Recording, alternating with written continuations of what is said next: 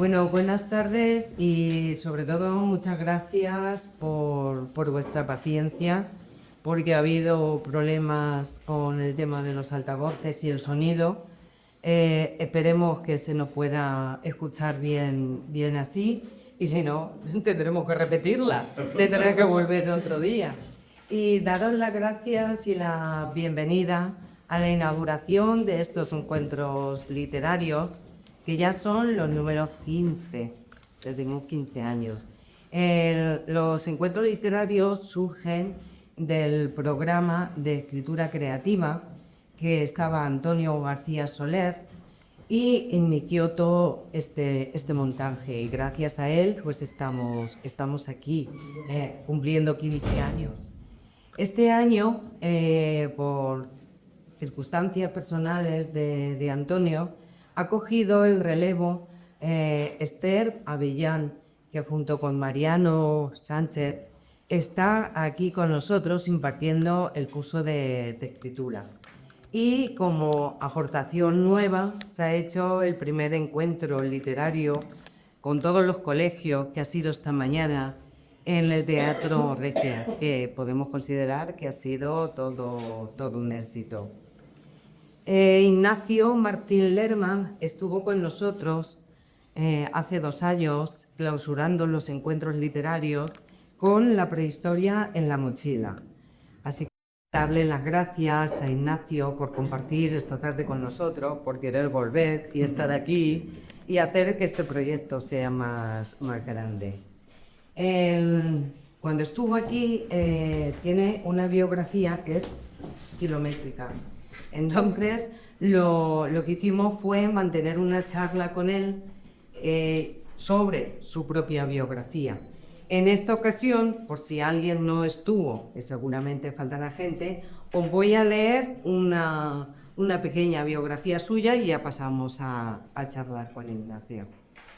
Ignacio Martín Lerma, que es profesor titular de Prehistoria en la Universidad de Murcia y ocupa el cargo de vicedecano de Cultura y Comunicación de la Facultad de Letras. Sus investigaciones se centran en el estudio del Paleolítico, siendo director de excavaciones arqueológicas de gran relevancia, como las realizadas en la Curva del Arco, un yacimiento clave para comprender el Paleolítico del sureste peninsular. Sus trabajos científicos han sido presentados en importantes congresos y publicados en prestigiosas revistas de impacto internacional. En paralelo a su carrera científica, Ignacio destaca como un apasionado divulgador. Ha publicado diversos libros orientados a acercar la arqueología y la prehistoria al público y ha impartido múltiples conferencias en universidades, instituciones y centros educativos. Su labor de difusión se extiende también a los medios de comunicación, donde ha participado en numerosas ocasiones, tanto a nivel nacional como internacional, logrando transmitir el conocimiento científico de forma clara y accesible a todo tipo de audiencia. Y ahora pasamos a charlar y vamos a retomar la conversación en la despedida que te hicimos. Lo despedimos de la siguiente forma, porque él nos comunicó que se iba. Gracias, Ignacio, por la tarde compartida. Te deseamos que te vaya genial en tu nueva andadura por México y que cuando vuelvas podamos contar contigo para compartir nuevas experiencias. Y como has cumplido tu palabra de volver, te vamos a preguntar cómo ha sido esa experiencia personal y laboral en tu faceta tanto docente como arqueológica. Pues sí, que he cumplido lo prometido. Buenas tardes, muchísimas gracias por venir, por el tiempecito de espera y por estos minutos publicitarios que han durado 2 años, ¿no? Porque eso es como continuar, es como de pronto le damos al pause en una historia y de pronto comenzamos la conversación otra vez. Pues creo que no soy el mismo Ignacio desde que he vuelto, porque México me ha regalado muchas cosas. Me ha regalado a nivel profesional pues una experiencia impresionante en campo. Yo siempre digo que Yucatán es el Disney World de la arqueología, porque ahora voy a tener que borrar palabras que utilizábamos a veces en mis conferencias, ¿no? Yo siempre decía, yo no soy Indiana Jones, yo no tengo nada que ver con Indiana Jones. Bueno, pues ahora sí, porque ahora sí hago templos mayas, voy por las selvas, o sea, esas cosas que de pronto yo mismo me tengo que retractar. Y luego a nivel personal, ¿no? Porque México es un país maravilloso y que pues te regala una manera de vivir diferente a la nuestra, ¿no? Y todos sabemos que en México pasan cosas pues, difíciles, complicadas y que se vive mejor aquí en esos aspectos. Pero en otras cosas, y lo digo abiertamente, pues no ganan la batalla. No ganan la batalla porque allí a nosotros nuestras vidas nos peligran, ¿no? Y allí sí. Por lo tanto, la escala de valores cambia completamente. Entonces, pues desde cuestiones laborales, como pues tener media vuelta de tuerca un poquito más baja que nosotros, ¿no? Nosotros nos ponemos nerviosos enseguida y insultamos al de enfrente y nos vamos dando gritos. Bueno, pues hay veces que no es necesario hacer eso, cuando tu escala de valores es otra. Y luego, pues por la manera que tienen de disfrutar de la vida, con menos cosas materiales que nosotros. Lógicamente, hay mucha gente que tiene muchas cosas materiales, ya sabes que es un país muy desigual, ¿no? Que hay una clase alta que tiene mucho, no muchísimo, y una clase baja que no tiene casi nada, ¿no? Pero es increíble cómo aquí, soy docente en una universidad y conozco las inquietudes de los chavales de 20 años y cómo realmente,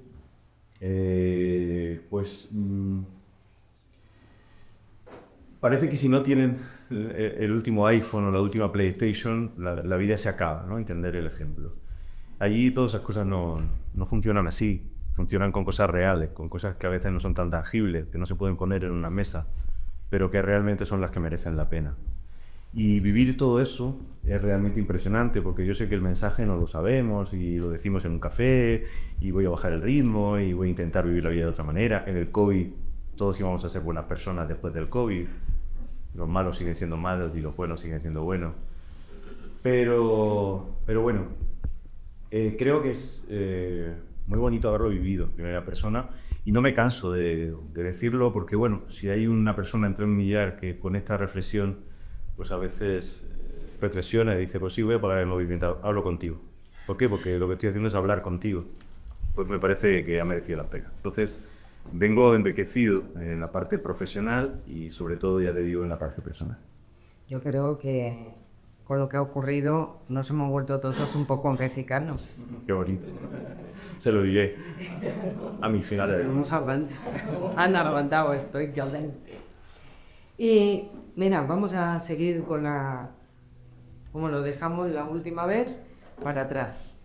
Lo dejamos, el último punto que tratamos fue el tema del descubrimiento de la Cueva del Arco, que es tu mayor aventura hasta este momento y que es uno de los yacimientos del Paleolítico más importantes que tenemos en España, porque marca entre los neandertales y los primeros humanos. Vamos a preguntarte cómo está la situación desde hace 2 años hasta ahora. Bueno, pues ahí, ya, como estoy en familia y aquí en Almansa me siento como en casa, ¿no? Me parece raro porque no soy de aquí y tengo tantos amigos de aquí, pero siempre me habéis hecho sentir como que estoy en uno de esos lugares donde conozco a casi todo el público, ¿no? Pero estamos en un momento bueno y un momento mal. El bueno, pues yo descubro la cueva, el proyecto es una codirección con Díaz Román, descubrimos la cueva y la vamos a conocer, se produce un boom mediático, saltamos a todos los medios nacionales, internacionales, somos portadas de todos los periódicos, pues del otro lado, ¿no? Gerald Tribune, New York Times, cosas que, hasta periódicos que están escritos en otras cosas que como veo una foto de la Cueva del Arco supongo que hablan de mí, pero no sé ni lo que dicen. Y me voy a México. Había mucha gente que me decía que estaba loco, ¿no? Que en un momento como ese era un coitus interruptus en toda regla, ¿no? Era de pronto ¿cómo te pasa ahora, no? Y yo lo tenía muy claro, que me parecía un buen momento, un muy buen momento, a pesar de que desde fuera no se viera, porque realmente lo que había pasado allí había que madurar. Lo que había pasado allí había que entenderlo, había que realmente procesar todo lo que estaba pasando, ¿no? Yo me metí en una vorágine increíble, primero personal, en la que no lo sabíamos nada más que 6 personas, y luego profesional cuando eso salta ¿no? Todos esos amigos que no son amigos que te llaman después y todas esas cosas que pasan cuando alguien de la vida le regala una movida de esas, que es muy curioso de estudiar esto en el nivel psicológico, es muy interesante. Y en México me he ayudado a desarrollar el proyecto que yo quería, ¿no? El proyecto que ahora que tengo entre manos, porque ya no lo he hecho con esa vorágine, ese huracán ambulante que se generó cuando estaba de un lado para otro. Yo llegué a perder la voz de tantas ruedas de prensa, me pinchaban como el cantante de los Rolling, Urbasón, para hablar cada vez que tenía una conferencia. O sea, me metí en una dinámica que no recuerdo con mucho cariño, la verdad, porque no me generaba nada más que estrés. Y México me ha ayudado a quitarme esa nube y quedarme con lo esencial, con lo interesante del proyecto. Por otro lado, he dicho que tenía una parte negativa, ahora para la cámara para esta parte. No la pare, no va a ser que se... Que... Bueno, muy bien. Hoy no tocamos nada, lo tocamos todas así. Pues... que es la búsqueda de financiación, ¿no? Yo siempre... Es una reflexión generalizada, no solo con la cueva, pero pues eso, sabes que has hecho un descubrimiento que es realmente único, sabes que es un descubrimiento que no ocurre nada más que una vez cada 30 años y no en España precisamente, y de pronto ves que todos esos políticos que parecía que siempre le tenías que dar algo más en otros momentos de tu vida, ahora que tienes ese algo más, ves que tiene la misma frase de sí. Que es algo interesante, mucho aplauso, mucho abrazo, mucha rueda de prensa y mucho... Eres increíble, pero uno ya bastante mayor, eso ya me ha dado poco igual, quizá con 20 años esas cosas me emocionaban, pero ya no tanto. Y me entristece decir que todavía estamos en la búsqueda de financiación. Creo que estamos en el buen camino y creo que va a terminar llegando, pero no ha sido algo tan fácil como yo realmente pensaba después de hacer una cosa que realmente era única. Y eso dice mucho, no solo de la Cueva del Arco o de Murcia en concreto, sino del nivel de importancia que tiene la cultura en general y la ciencia en particular, ¿no? Todo eso nos llena la boca diciendo lo importante que somos los científicos, que nos llena la boca diciendo lo importantes que somos, ¿no? Y luego no hay apoyo, ¿no? Y hace falta que un astronauta vaya a Broncano para que la palabra ciencia salga en un programa de prime time, ¿no? Porque ya la 2 pues no mola tanto y de pronto pues, tienes que salir ahí, o si no, nadie habla de estas cosas, ¿no? Entonces, bueno, esa parte espero que en un siguiente encuentro, que dejaremos en pausa otra vez, ya veo que me guarda, estaré pendiente de qué última frase digo, porque ya veo que me lo va a repetir de todos los años. Es una responsabilidad ver cómo acabo hoy esto. Pero me parece interesante pues eso, y el ver que a veces pues, nos creemos más importantes de lo que somos, ¿no? Y realmente, pues por desgracia, los que están por ahí arriba mandando, pues no lo son. Así son las circunstancias. Y ahora ya vamos a pasar al tema del libro, tu último libro. Es mi libro más grande, que yo no... Esta cosa solo pasa en Almansa, yo en los otros sitios donde voy los libros son mucho más pequeños. Hemos hecho grande aquí. No, aquí todo lo haces a lo bestia. Si funcionan las cosas a lo bestia, si no funcionan también a lo bestia. También contabas que a ti la afición por la arqueología te surge desde muy pequeño. ¿Ese es el motivo que te lleva a plantearte escribir este libro o es algo que te sugieren que hagas, que te proponen?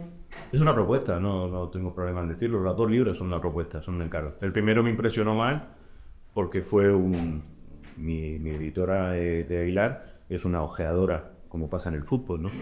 Los tenemos en redes sociales sin saber quién son, con perfiles falsos, buscando gente que pueda escribir un libro y que pueda tener éxito, que es lo que busca una editorial. Y bueno, pues yo salí en la tele la primera vez, hace bastantes años, y de pronto recibí entre los 3 millones de mensajes que recibes cuando sales en la tele, pues de pronto había uno diciendo que era Aguilar y que quería que escribiera un libro. Eso me impresionó mucho. Esta vez me impresionó menos porque hubo ya bastante en el libro de editorial más cercano, pero también fue una propuesta que me hablaba de querer hacer un libro solo para los más pequeños de la casa. Y bueno, la colección la conocía y me parecía un puntazo, ¿no? Es una colección, la de Ciencia Perruna y Curiosidad de la Tuna, es una colección que son temas científicos, como el cuerpo humano, como el espacio, y que están escritos menos por mí, por gente muy famosa en cada uno de los temas. Porque bueno, pues el número anterior al mío es del espacio y es de Pedro Duque. Estamos hablando de gente top, ¿no? Entonces para mí pues fue un orgullo recibir esta propuesta. Con respecto a lo que me preguntas, no lo escribí por ese niño que quería ser arqueólogo. Pero sí es verdad que escribiéndolo le he hablado mucho a ese niño arqueólogo.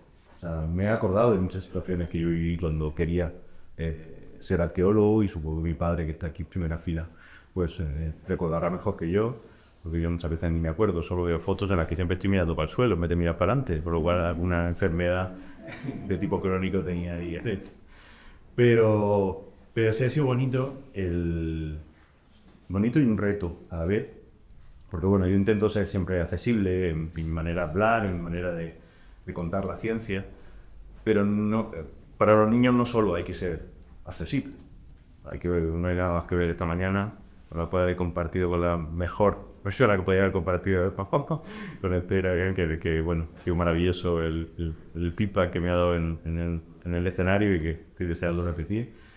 Porque bueno, eso no es una conferencia, eso es una batalla, cuerpo a cuerpo, ¿no?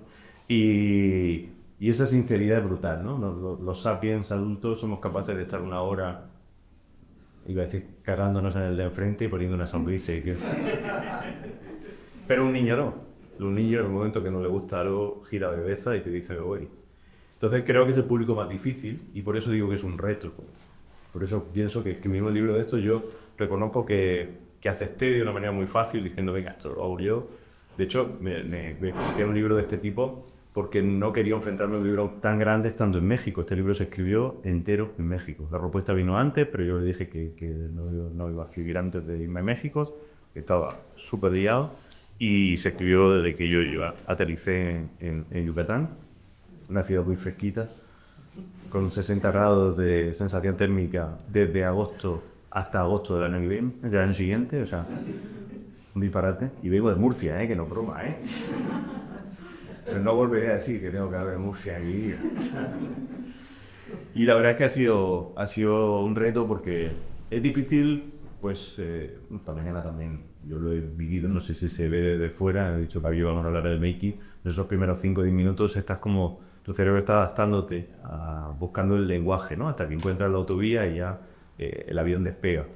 Eso es difícil y yo no lo había hecho nunca con esta edad tan pequeña, ¿no? Y he aprendido mucho, he aprendido un montón, que es de lo que se trata la vida. De retos. De retos, exactamente.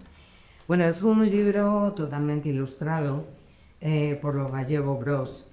¿Cómo ha sido trabajar con ellos, unir la palabra a la imagen? Bueno, ahí ha habido un nexo de unión que es Catra, que ha sido la editora del libro, que lógicamente ha sido fundamental, ¿no? En todo este proceso, porque ha sido la persona, la bisagra que ha conectado entre los ilustradores y yo.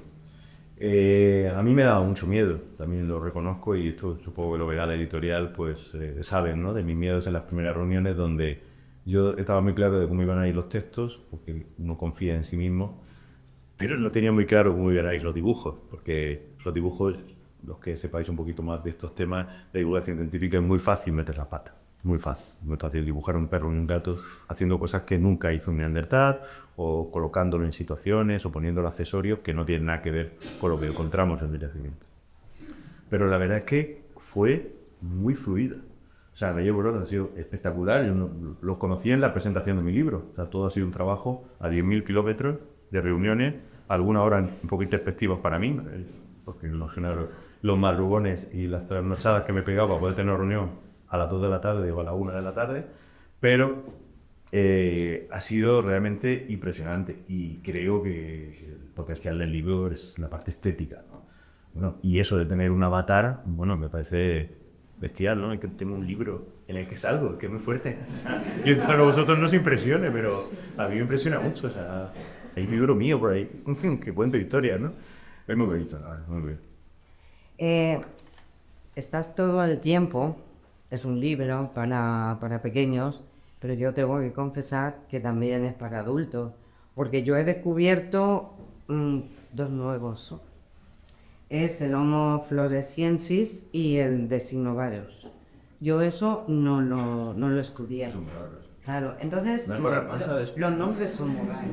A mí me pareció venir esta mañana de desayuno en un sitio que había uno al lado que tenía rasgos, ¿sí? Entonces me planteaba que cuando hablamos coloquialmente decimos, eso ya es historia. Si la historia fuera algo que está totalmente cerrado y pasado. Pero vemos que no, que por lo menos el tema de la prehistoria no está todo pasado. De hecho es que hay muchas cuevas, se han descubierto, pero solamente sobre un 10%, corrígeme si me equivoco, realmente se han estudiado y se han Está documentado. documentado. Sí, me he documentado. Bueno, lo primero que me dice que me hace mucha gracia es una coña que llevamos y todo el día. Y perdona que diga esto, pero todo eso. Es la primera vez que doy una conferencia en la que el cartel pone que es para adultos. Yo cuando vi el cartel digo, yo no sé qué quieren que haga allí. O sea, además se está subiendo de nivel. O sea, por la mañana encuentro con un niño y por la tarde encuentro para adultos, ¿no? Menos mal que no vi rombos alrededor y que bueno, va todo bien, va todo bien. Entonces, para los adultos, yo creo que también. El libro tiene muchas lecturas. De hecho, hay datos como que los neandertales se conoce, un dato de este mismo año, que hubo un síndrome de Down en esa especie, ¿no? Y esos datos llegan a salir en el libro. Como comprenderéis, un niño o una niña de 6 años eso no lo va a pillar. O sea que hasta para los papás y las mamás que lean estos libros, pues creo que son libros donde van a aprender y ya está. Aprendí. Con respecto a las dos especies que dices, los denisovanos y el Homo floresiensis, pues sí, también es un poco romper esa secuencia típica de Homo habilis y Homo erectus, que es como lo que siempre denotan en el core, en el instituto, y aportar nuevos datos. La prehistoria y la arqueología son ciencias, disciplinas que realmente están siempre en movimiento, el engranaje nunca se para. De hecho, somos de los pocos en el mundo de la arqueología que somos publicados en Science o en Nature. O sea, somos de los pocos que realmente estamos cambiando la historia de la humanidad, ¿no? Otras disciplinas arqueológicas, mucho más conocidas a veces que la prehistoria, mucho más trending en la calle, nunca van a ser portadas de Nature o de Science porque no cambian nada. Es un avance siempre en eso, ¿no? Entonces es verdad que me parece muy interesante que esos avances estén ahí, ¿no?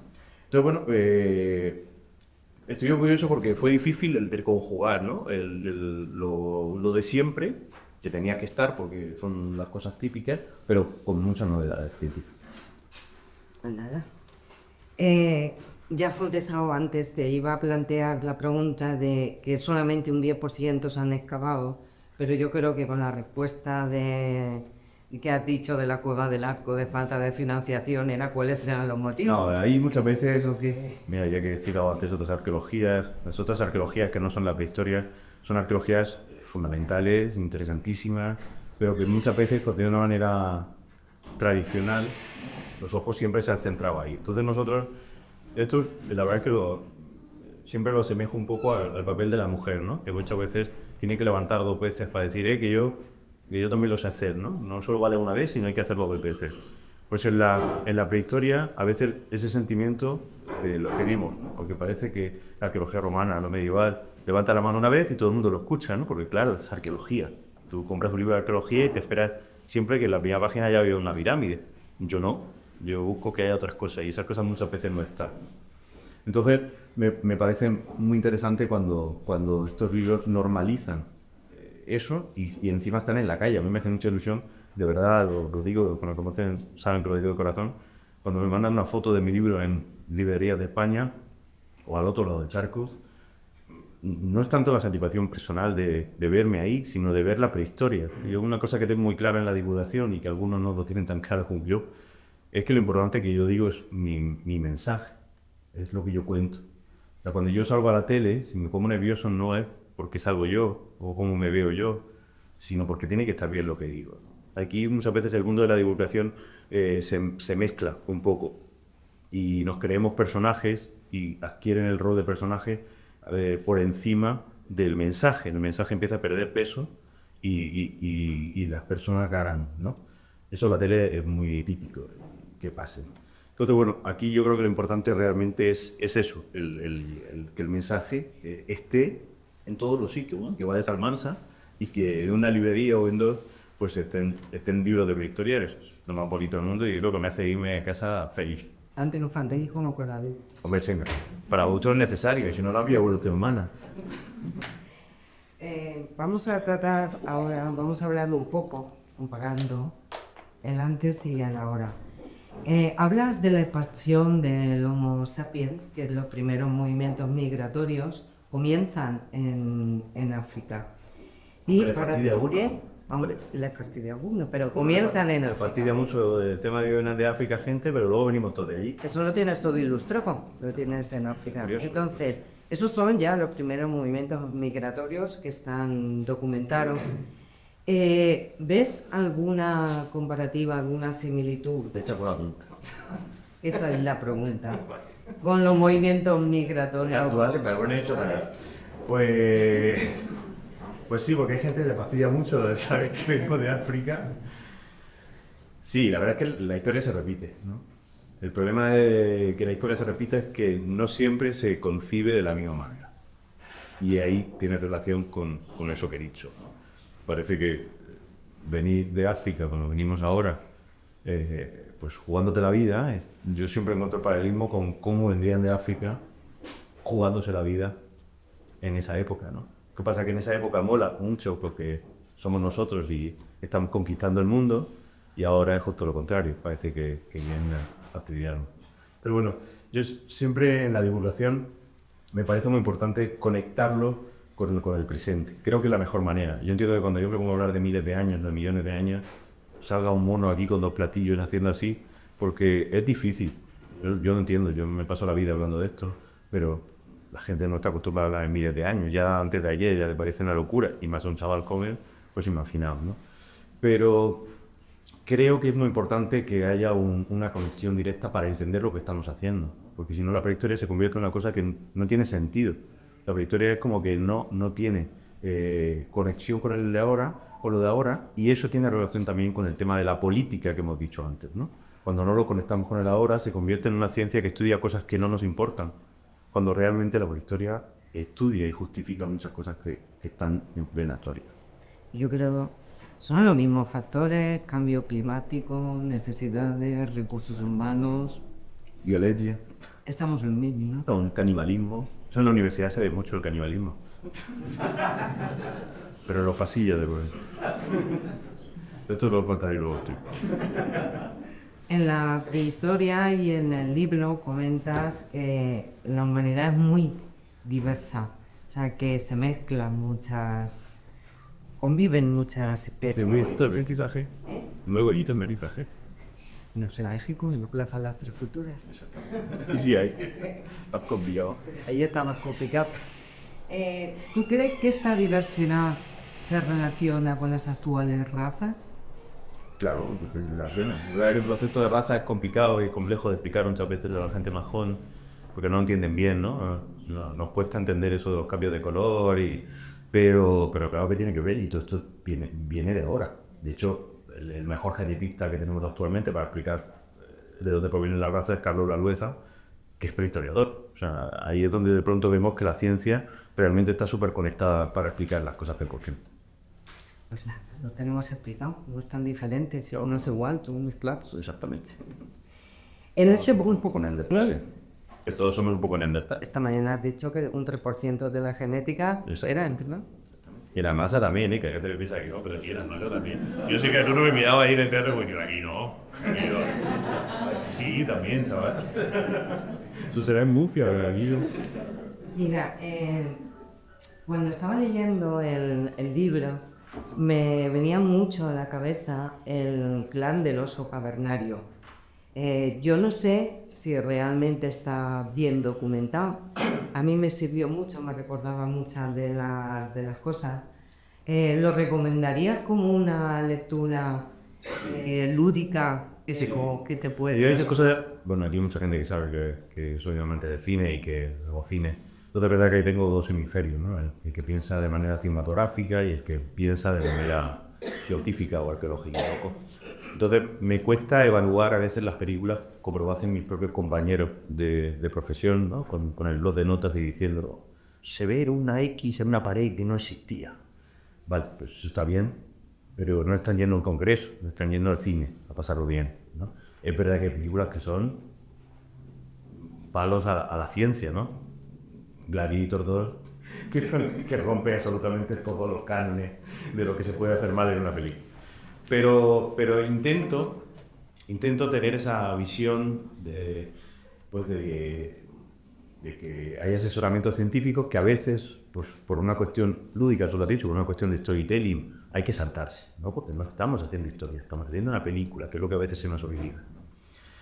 Con respecto a esto, a mí las películas de prehistoria me gustan mucho, qué raro, y no me cabreo mucho como otros compañeros míos que se cabrean mucho, pues es una cerámica y es el paleolítico. Y yo duermo muy bien esa noche, a mí no me pasa nada, pero es verdad que sí que noto que hay reflexiones, por sacar la parte buena, y no recuerdo si aquí lo comentamos la otra vez, hay reflexiones que no se pueden hacer nunca en un paper científico, en un artículo científico, ¿no? Y como por ejemplo la primera vez que surgió la risa.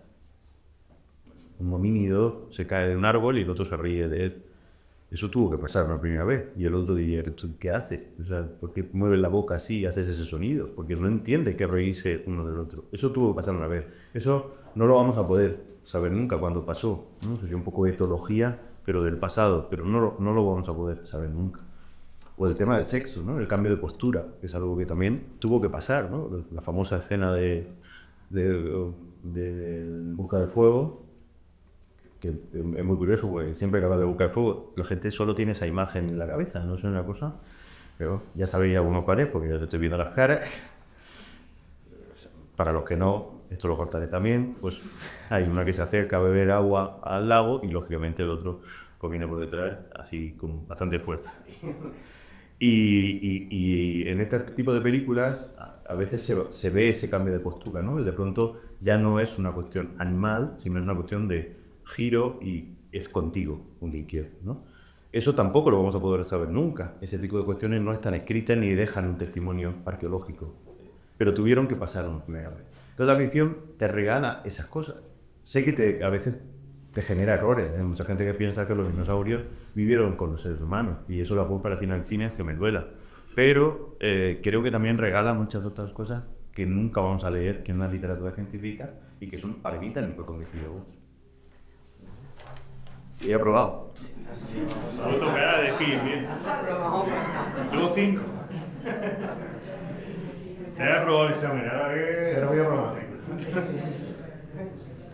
Bueno, dice, cuidado, También hablas de la vida nómada y la sedentaria, de una sociedad jerarquizada. Explícanos cómo se organizaban esas jerarquías y liderazgos y si hay paralelismos con la estructura actual que tenemos. Bueno, ahí estamos dando un salto, lógicamente, a lo que denominamos prehistoria reciente. Es un campo que estudio menos, yo siempre he estudiado más la historia más antigua, pero que es un cambio muy importante porque, bueno, a mí me gusta mucho el cine de terror, siempre lo denomino como el origen del mal, ¿no? Como una peli. Porque empiezan las posesiones, y no las infernales, sino las posesiones de materiales, y a tener cosas que tú no tienes, o tú tener cosas que yo no tengo. Y eso, lógicamente, es control. Eso es poder y eso es desigualdad. Y esa desigualdad genera estatus. Ahí es donde viene la importancia que tiene la prehistoria reciente, que de pronto nos estructuramos de determinada manera, adecuada o no, y se parece mucho, antes lo hablaban de México, se parece un poco o mucho a lo que tenemos actualmente, ¿no? Creo que en el Paleolítico existía pues, roles, existían lógicamente especializaciones en determinadas personas, pero creo que ese tipo de cuestiones no estaban tan marcadas, ¿no? Y yo creo que ahí viene claramente por la producción. Pero es que si nos vamos al momento actual, pasa exactamente lo mismo. Los grandes países que tienen el poder de producción o que los habitantes de a pie no nos acordemos de eso. Eso es lo que genera el dinero y es lo que enriquece a una nación y eso es lo que hace que los líderes suban. Entonces, creo que a una escala más pequeña, por ejemplo, una sociedad argárica, una sociedad de edad del bronce, pues está muy marcada precisamente por este tipo de cuestiones que tienen que ver con la producción y el tener lo que los demás lo ven. Dices también, comentas, que nace el comercio y el intercambio que surge en desarrollos tecnológicos de aquel nivel. ¿Los sistemas económicos tú crees que se pueden parecer? A ver, sistemas económicos no había, porque no hay economía. O sea, la economía... Exactamente. La economía es otro tipo de cuestiones. Entiendo lo que dices y ahí pues está ese intercambio que lógicamente es el que va a marcar el final de la prehistoria. Pero ya para hablar de economía yo sí que me daría un salto fuera de la prehistoria, a partir del mundo fenicio, donde los intercambios son de larga distancia y donde realmente sí que hay un intercambio intencionado, no solo lo que puede ver un neandertal, me gusta tu concha, estoy diciendo de manera infantil, y te la cambio por mi cuchillo de piedra, ¿no? Eso pudo pasar y ahora pues yo creo que lo tenemos que llevar más a ese mundo más actual hacia el antiguo. También, vamos, me surge esta mañana también cuando estábamos viendo lo de las tribus, la experiencia que tiene, que parece que hayamos retrocedido en el tiempo. Aparte de esa parte bonita de esta mañana hemos visto, me imagino que también habría conflictos internos y conflictos entre grupos. Claro, cada día te lo tengo que ver, bueno, yo no estuve para saberlo, pero me hubiera gustado estar, no por los conflictos internos, pero sí que es verdad que tuvieron que estar porque somos seres humanos y los seres humanos tenemos conflictos. El tema es el porqué de los conflictos y eso yo creo que es lo que realmente diferencia unas sociedades de otras. No es lo mismo tener un conflicto con la naturaleza para sobrevivir, a tener un conflicto entre personas de un mismo clan, a tener personas de una misma aldea o del mismo poblado. Yo creo que las cosas cambian, ¿no?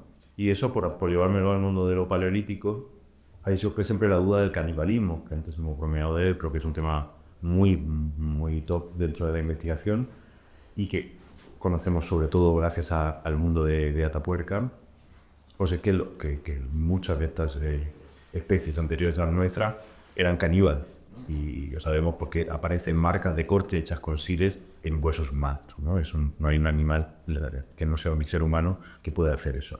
Porque las mordeduras y eso sí que pueden haberlo hecho otros carnívoros, pero no los cortes limpios de haber cogido una piedra tallada y haber fileteado un brazo.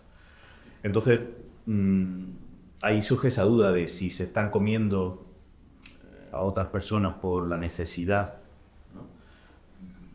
La sociedad de la nieve viven, o si realmente hacen como Papúa Nueva Guinea. Esta mañana hablaba de Papúa, ¿no? El último rincón del planeta donde todavía encontramos tradición cultural arraigada, milenaria. Allí, aunque Iker Jiménez diga cosas, hace 3 generaciones que no hay caníbales, pero sí que son los abuelos de los que están ahora, por lo cual hay transmisión oral. Y ellos, si dicen mi abuelo, sí que comía carne humana. Cuando hablamos de canibalismo no es holocausto caníbal, sino es, pues eso, en un acto votivo, en un acto ceremonial, comer carne humana, ¿no? Y ellos lo hacen precisamente justo por lo contrario, lo hacen para alimentarse del alma de la otra persona, ¿no? Porque es para llevarse un trocito de otra persona que has querido mucho. Yo entiendo que aquí, por razones higiénicas y hasta de moral, porque parece un sacrilegio, pero realmente son cuestiones que, por ejemplo, en México, que la muerte no es como aquí, la muerte es bonita, la muerte se recuerda con cariño, es un cambio, es uno de los mayores, podríamos hablar 1000 horas de México, pero eso te llevas un impacto de qué mal vivimos la muerte aquí, ¿no? Es todo tristeza, el luto, es tabú, los niños no pueden saber nada, vamos a quitar las cosas enseguida para que el recuerdo no esté. Y allí es justo lo contrario, vamos a salir a la calle a celebrar todo lo que he podido vivir, es que es justo ver el vaso de otra manera y salir a la calle a celebrar con la comida que a ella o a él le gustaba, con sus aficiones, con su música. Y hay dolor, claro que hay dolor, sí, son familiares queridos, pero realmente es justo lo contrario, ¿no? Entonces, me parece que es interesante esa visión de una leyenda, ¿no? que hay allí, que ellos mismos, por no adentrarme mucho en el mundo mexicano, que sé que no es exactamente el de hoy, pero ellos mismos hacen uno de los cocidos típicos de allí, más tiene un aspecto así, porque es negro, lo hacen, se decía, ahora no lo hacen así, pero antiguamente se hacía bañando al muerto y luego volviéndolo a poner en el plato. Y para nosotros es una película de terror, pero ellos lo hacían precisamente para quitarle los pecados. Era que todos nos comíamos un poquito los pecados de esa persona y entonces la persona se iba libre de pecado. Es justo lo contrario, es ver lo bonito de lo que nosotros vemos como algo atroz, ¿no? Entonces, sin estar de acuerdo, ¿no? Porque eso lógicamente es cultural y yo me he criado aquí, por lo cual para mí eso se me hace un poco extraño y poco higiénico.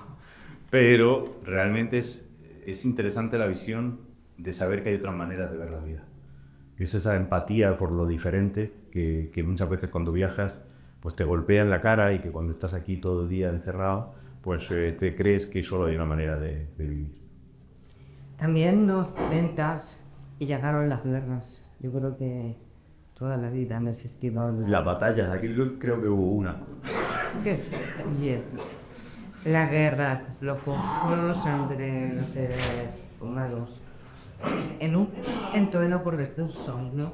Sí, pero vuelvo a hacer la reflexión a lo anterior. Al principio la batalla real era una batalla contra la naturaleza.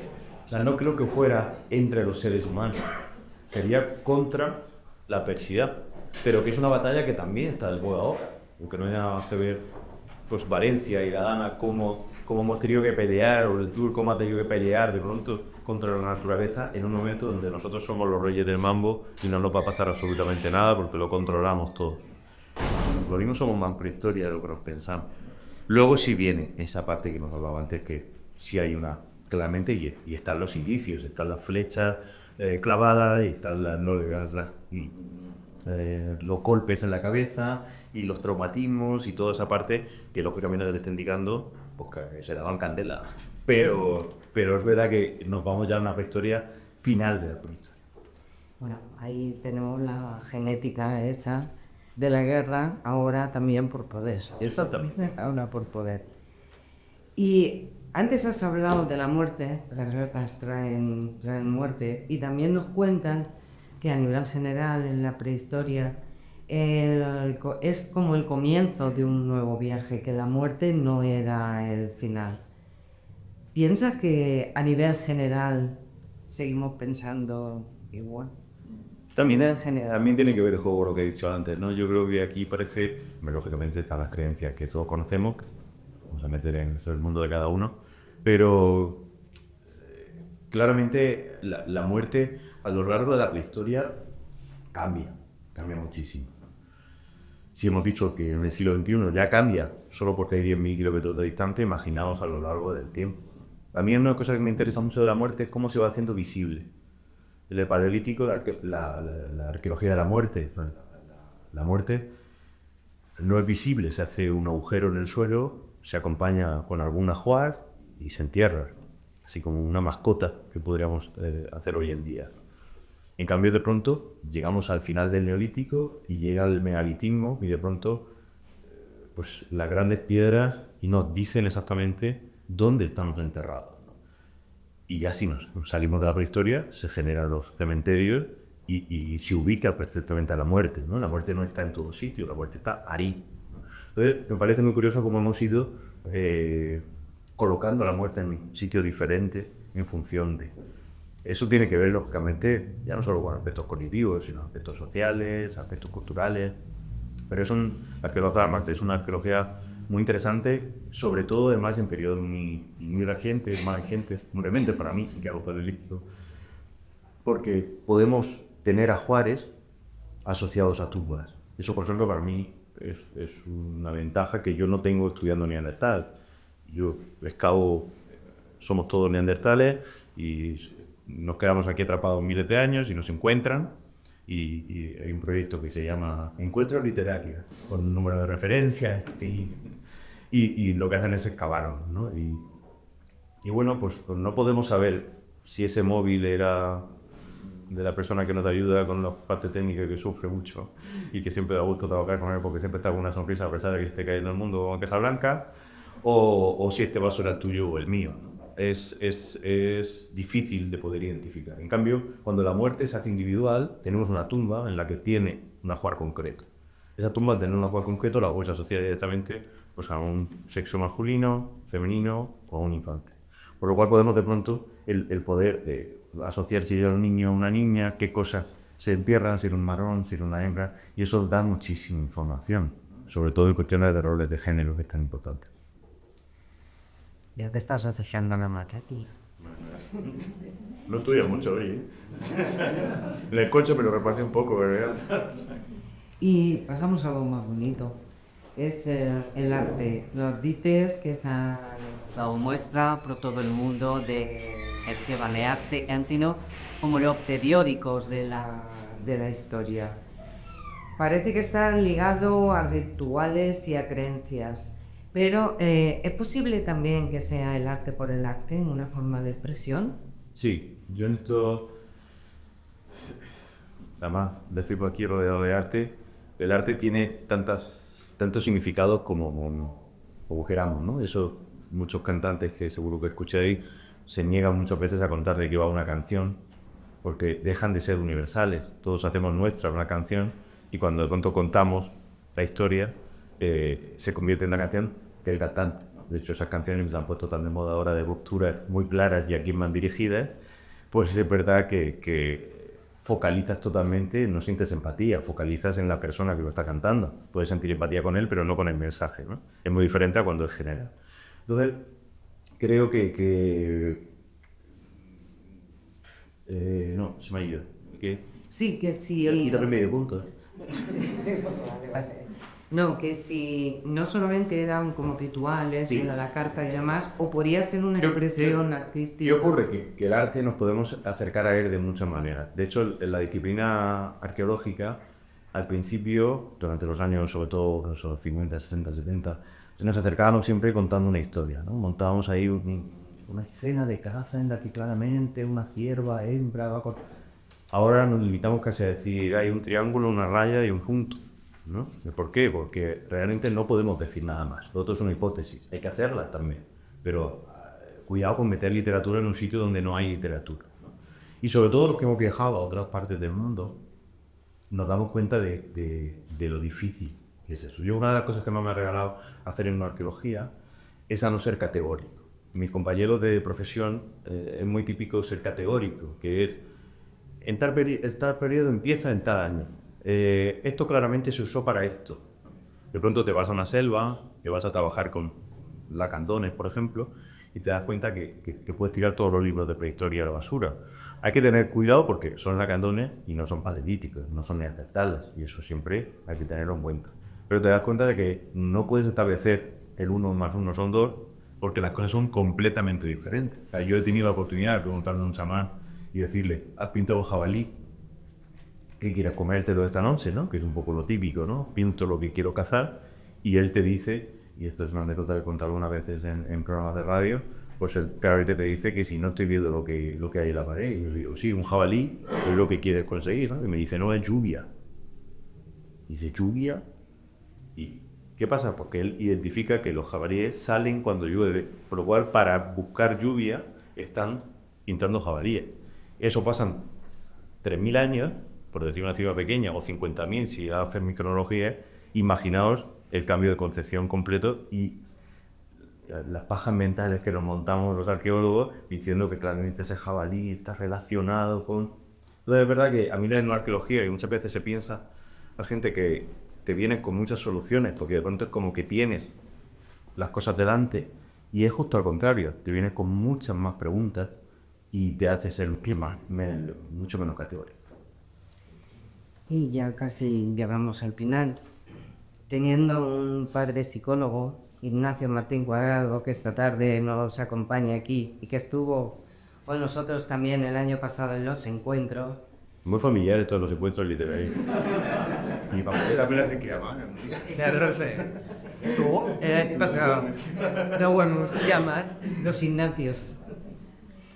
¿Qué ¿Qué te parece si hablamos un poco de psicología? ¿Se podría establecer por las tumbas, una serie de cosas que habéis descubierto en los ajuares, que podrían tener situaciones similares, sensaciones similares psicológicamente, como el miedo, la curiosidad o la necesidad de permanencia? Difícil. Empiezo por el final, te hago spoiler. Pero bueno, hay una corriente muy interesante que abrió Steven Mikan, que es un autor que hizo un primer libro que se llama Arqueología de la Mente, que trató y abordó muchos temas de este tipo en sus primeros libros. Luego sacó un segundo que lo relacionó con el mundo de la música y que se llamaba Los neandertales también cantaban rap. Son dos libros que hablan precisamente de esa arqueología invisible que yo denomino, que es esa arqueología no tangible, pero que nos determina totalmente las cosas. El mundo de las emociones en la prehistoria es muy difícil. O sea, yo te puedo contar el libro charla de hora y media, pero es real, no porque nos echan. Pero es real que no vamos a saberlo nunca. Ahora, simplemente por comparativa, igual que yo puedo comparar si una lasca sirvió para Talácami fabricar una lanza y pondría la mano en el fuego, aunque yo estuve ahí, pondría la mano en el fuego porque muchos de esos conceptos que has hablado se tienen, ¿no? Y se tuvieron. El miedo tiene que estar presente en nosotros, no seguro que estuvo en ellos, y otro tipo de cuestiones, la complicidad, el amor. Yo de eso trataba mucho en la prehistoria de la mochila, en mi anterior libro. ¿Cómo suena eso de mi anterior libro, eh? A los que no somos autores me impresiona, ¿no? Como van. Pues la prehistoria en la mochila, desde un punto de vista de un relato, abordaba eso, ¿no? Normalizaba el mundo de los neandertales. Y ese es el mayor aprendizaje que tiene ese libro. Ese libro no buscaba enseñar cómo eran las plantas en el Paleolítico, ni cómo era la entrada de la cueva. Yo quería que acabara el libro y dijera, anda, son como nosotros. ¿Esto? Eso es lo que quería. Y son como nosotros teniendo historias de amor, teniendo historias de violencia, teniendo historias de tensión, hasta un poco de terror en algún sitio. Y entonces, creo que esa parte la conseguí porque mucha gente me dijo eso. Pero no deja de ser ficción. Eso no podría ser más artículo científico. Yo creo que sí. Yo creo que somos mucho más parecidos, pero que nos pensamos y todas esas informaciones estuvieran seguras por el pie.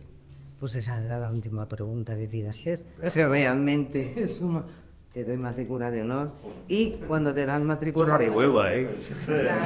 Además eso que le engañan siempre. Es que era lo que te iba a decir, cuando te dan matrícula de honor tienes el primer año de la universidad gratuita, aquí Eso tienes que venir... porque es todo lo contrario, cuando apruebas ya no cuenta. Ya verás ese profesor y luego aquí saca un nota y vuelve otra vez. Pero puedes volver, Sí, yo has estado aquí con nosotros. No sé si me he dejado alguna pregunta en el tintero, seguro que sí, para que sean ellos los que te interroguen. Pues nada, muchísimas gracias de verdad por este espacio tan íntimo, ¿no? Esto ha sido como el concierto acústico de la gira nacional, ¿no? Esta mañana he tenido un teatro a rebosar de niños con la mano levantada, así de ese rollo. Y era bastante más complicada la concentración y todo eso. Y esto es justo lo contrario, es como estar aquí en un café, pues con un montón de gente que creo que le puede interesar esto y la verdad es que ha sido un contrapunto vivido en un mismo día que no siempre suele pasar. Así que gracias. Tenéis una maravilla de personas aquí en Almansa que pelea y que levanta la bandera de la cultura como nadie. A unos técnicos de sonido que pelean en la adversidad como nadie. Eso no lo voy a cortar. Y un público maravilloso que siempre que vengo pues me recibe con la mejor de las sonrisas. Así que muchísimas gracias de verdad y nos vemos en las mejores pruebas.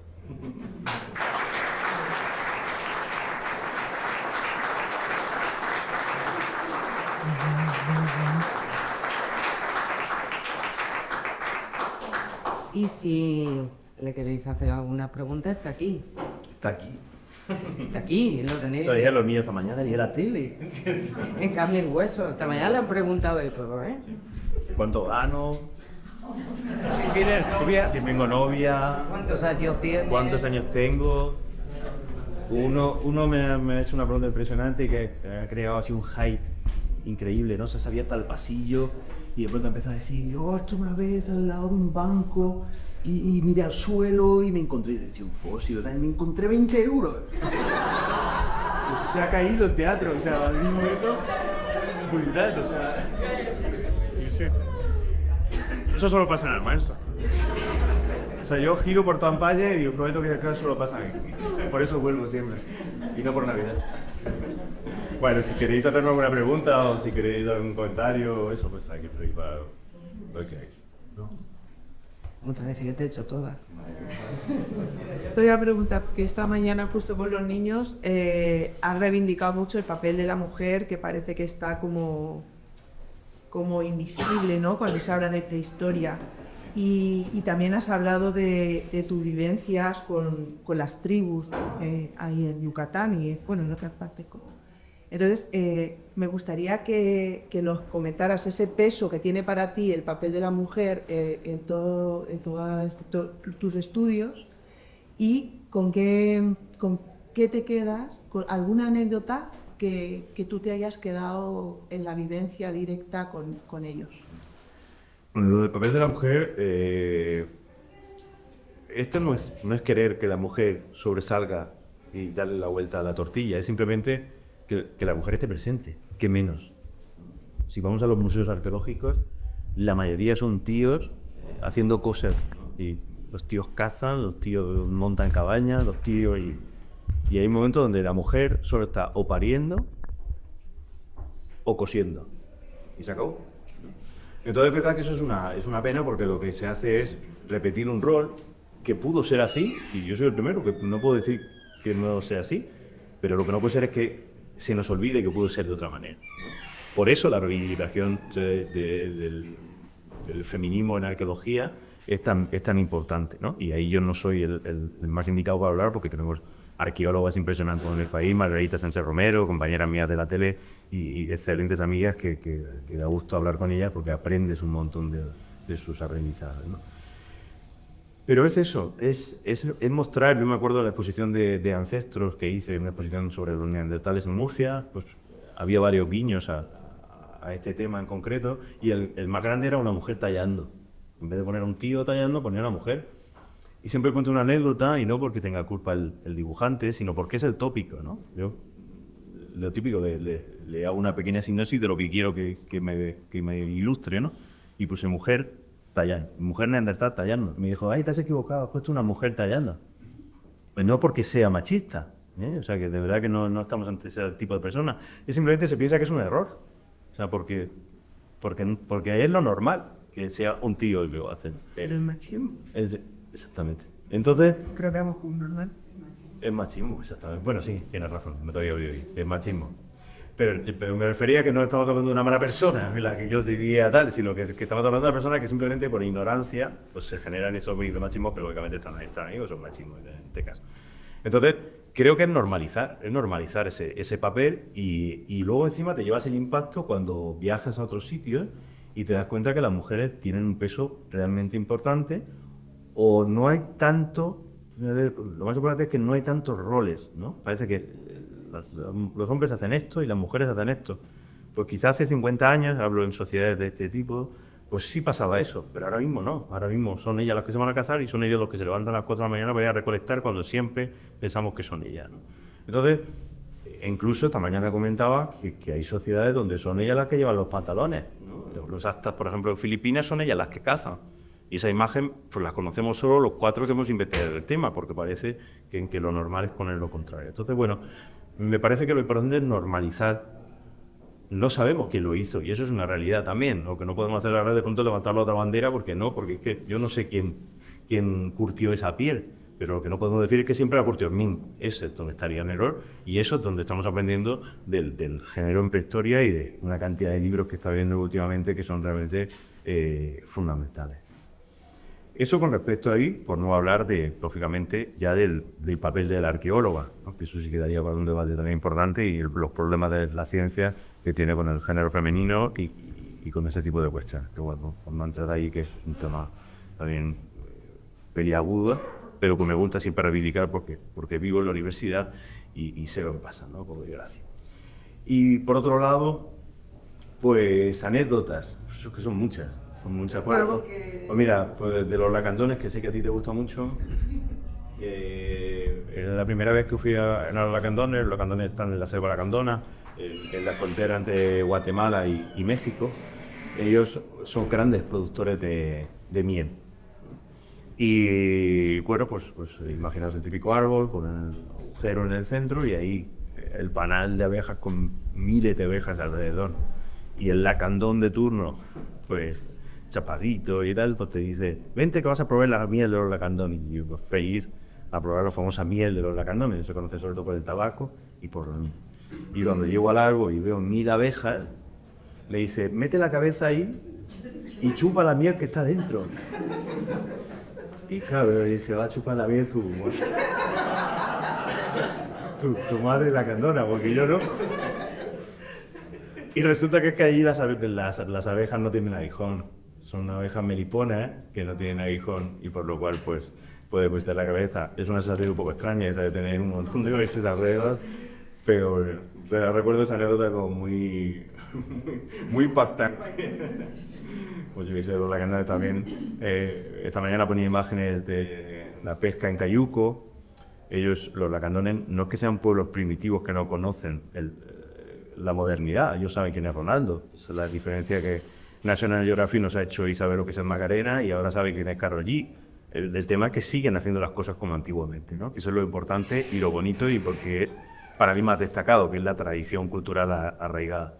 Y ellos pues tenían un montón de cayucos, que son los que yo soñaba con ir a pescar en un cayuco, pero tenían una lancha como motor. Pues tuve que ir por la lancha con motor. Porque claro, para ellos era lo más brutal del mundo. Es que no veas cómo va la lancha con motor. Pensé que yo me he recorrido el mundo para ir en un cayuco, ¿no? Pesqué en una lancha. Y como hay mucho cocodrilo alrededor, no dice que no. Pues a lo mejor podíamos saber con esa parte genética donde no había roles. Yo creo que hubiera sido bastante mejor. Sí, la verdad que sí. Habla con la prehistoria. Y nos la traemos. En la mochila nos la traemos al presente. Pues nada, si no hay más preguntas. Se acaba. Muchas gracias, Ignacio, por compartir esta tarde con nosotros y esta mañana ha sido un día completo. No tengo nada esta noche. Algo saldrá. Algo saldrá. Y comunicaros que la próxima cita con la literatura será el jueves 20 de este mismo mes. Estará con nosotros Chus Amat y Pedro Serrano. Una de las características de Pedro Serrano es que tiene una discapacidad visual, pero es escritor, y le acompaña Chus Amat, que no solamente ha musicalizado temas de Pedro Serrano, sino que también de Mariano Sánchez Soler, que comparte el taller de escritura con Esther. Será aquí y os esperamos el día 20. Se van a firmar libros, pero ahora Se van a firmar que yo no, o sea que yo me voy. Tú vas a firmar. Me ha gustado, se van a firmar libros solo, digo, nada más. Se firman los libros solos, o sea, me puedo ir a tomar un café. No me perdonas una. No me perdonas. La confianza. Las urderos. Bueno, pero lo que quería decir es que se va a inaugurar esta exposición ahora a las 7:30. Entonces va a pasar aquí al despacho para todo el mundo que quiera que se le firme el libro. Muchas gracias. Gracias.